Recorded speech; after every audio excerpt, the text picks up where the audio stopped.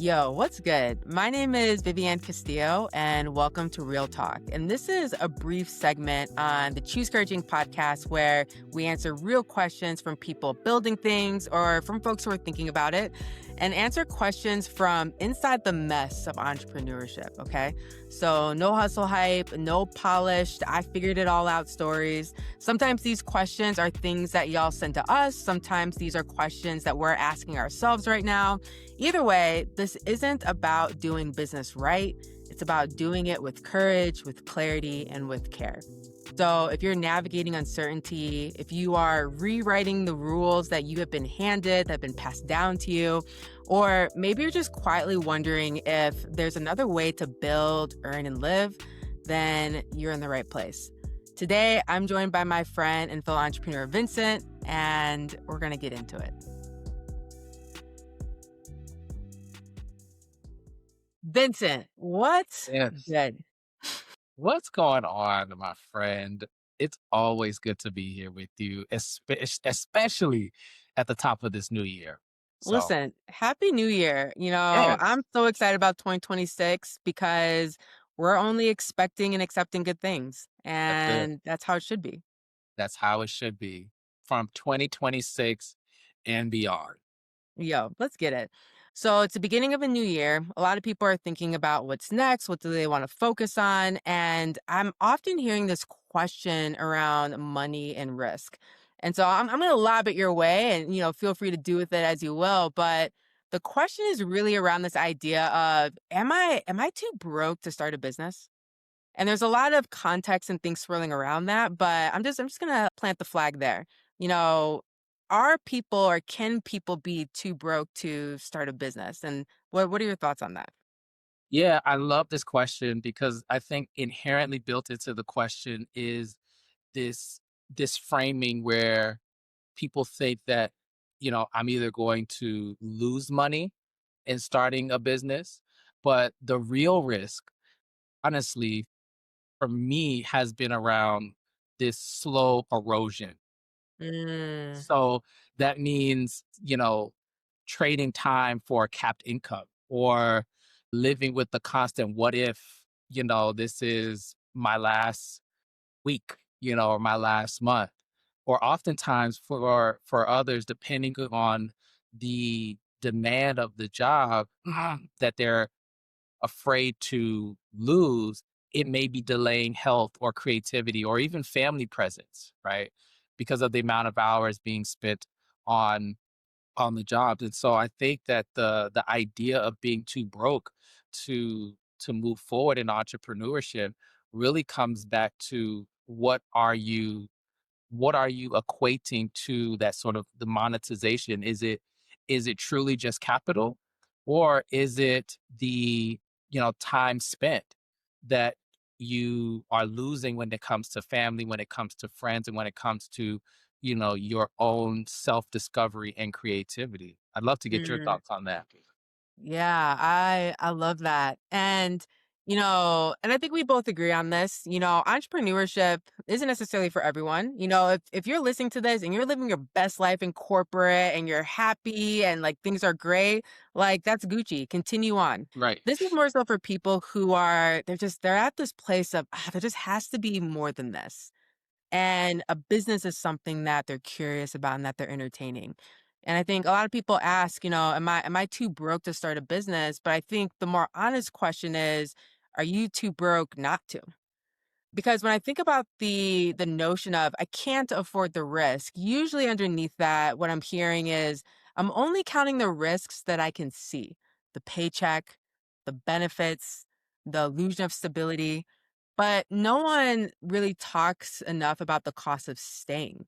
Mhm. The cost of waking up tired before the day even starts, the cost of trading your most creative hours, years for to help your billionaire boss go to space again, right? The cost of stress on your Right. body and how you carry that.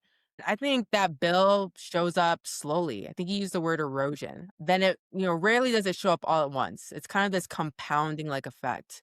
And so I actually feel like staying safe is often the most expensive option. I agree with that For sure, especially some things I wanna highlight and underscore that you alluded to when it comes to, emotional suppression or time leakage, right? As a cost for staying. There's also health deterioration, right? Especially depending on the type of environment that you're working in and as it relates to stress, as it relates to the demands, right? The reality is that we're not immortal, right? We're Mm, not going to live forever. There is a time cap to our existence. And as loom and doom and gloom as that may sound, it is a reality. And so when it comes to the risk of staying, you are essentially shortening that time that you have to be able to explore, take a risk, understand more about this this idea or this endeavor that you are curious about exploring, because it doesn't get easier as time goes by, because we're not also predictors of the future, right? We don't yeah. know what the situations of the world is going to look like. That's going to either make it more difficult for us to pursue that, or or not. Yeah, yeah, absolutely. Not everyone knows this about my story, but I do have a chronic health condition, and it has caused me to have two near-death experiences. And when you have two death experiences, you view time and life very differently. You just have a greater appreciation for how fragile our bodies are and how short life can be. And so when I think about to some of the points you're making of, this idea that staying safe is often the most expensive option, I'm not talking about financially. I'm talking about existentially, right? Yeah. Because when you don't bet on yourself, you still pay. You Yes, you pay do. in burnout instead of cash. You pay in health instead of these invoices and regrets and, what ifs and if only I had tried. But it kind of brings me back a little bit to when I started my first business. I was still working full time in corporate. And at the end of the first year of that, I took short term leave from my corporate job. And I remember being a week out, about to go back into corporate. And I was like, I think I need to leave and just bet on myself and see what's possible. And I was kind of on the fence. And then I was watching this movie called Judas and the Black Messiah, which is so freaking good, Hmm. but based on a true story as well. There's this scene in the beginning, though, where a bunch of Black Chicagoans are super excited that they're going to be naming this community college after Malcolm X. And Fred Hampton, the main character of the movie, he gets up and he's, yeah, that's cool. That's cool. You think that's going to make you free? And I just had this moment where I was like, yo, I'm not free. That's the tension. That's the friction that I've been sitting with. Like I'm not free. We're gonna give you this little raise. You think that's gonna make you free? We're gonna give you this little employee resource group. You think that's gonna make you free? We're gonna give you this new title. You think that's gonna make you free? And I was like, I'm not free. Now I have some very real financial things I need to think about. I have a chronic health issue, which means I need health insurance. And needing health insurance in America is 0 out of 5 stars. It's a scam, right? Right. But for me, like, it's a mindset thing, right? I'm like, "Okay, let me actually think about the math here instead of just writing things off of, 'I'm too broke,' or 'I can't do this.'" So starting to do the math of, okay, how much do I need to make each year to even cover health insurance, cover, the things I need to be covered. And now it's about strategy and reverse engineering them. Okay, that's X amount of client projects, X amount of one-on-one coaching sessions.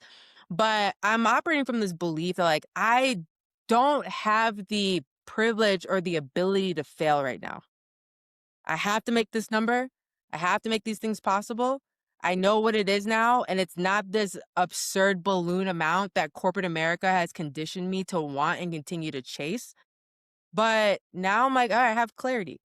How do I now make sure that I can reverse engineer that so I can actually experience that and achieve the life that I want? That's so good. That's so good, because I think what you're getting at is, you know, not reckless quitting, right? Yeah. Not this pursuit of, poverty as a virtue, Yeah, or no. the sort of hustle martyrdom, right? No, thank Which you. I think oftentimes gets publicized or gets highlighted, right? It's really about making smart risks, right? It's a designed risk. How you said you had to sort of evaluate what your needs were, right? And what your Yeah. costs were, right? So for someone, who's thinking about it or listening, this is like looking at your side projects or taking them on in a way that's going to help you meet certain, financial goals or, time box experiments, right? Or Mhm. reducing the downside first. I mean, ultimately, the goal here really isn't about just being brave to be brave. It's about leveraging what you have and how you have shown up in the past to your advantage to help you to become more free. Yeah, yeah, exactly. This is not about romanticizing recklessness. This isn't about quit tomorrow and hope for the best. This is about being honest. If your job is already costing you your energy, your curiosity, your faith and belief in yourself, then you're already paying the price. And so starting a business doesn't have to mean burning everything down. It can mean a side bet before a full leap. It could mean one paying client before a resignation letter. It could mean building proof before building pressure, right? But the biggest risk isn't failing per se. The biggest risk is waking up 10, 15 years from now, even more tired, more bitter, more disconnected from who you know you could have been and realizing that you played it safe for nothing. Yeah. So, no, the real question isn't whether you can afford to start. It's whether you can afford not to bet on the one thing that compounds more than any other paycheck, which is yourself. Yeah. And I would also say that when it comes to evaluating what you will lose, in both scenarios, you're going to lose something. The question is, what are you willing to lose? Are you willing to lose more of your freedom by staying safe? Or are you willing to lose maybe some immediate comforts that you have that your 9 to 5 is giving you, right? But there's something you will lose. But I think ultimately the bigger picture is when looking at what you're going to lose in context of what is the greater gain that you will have in pursuit of one over the other.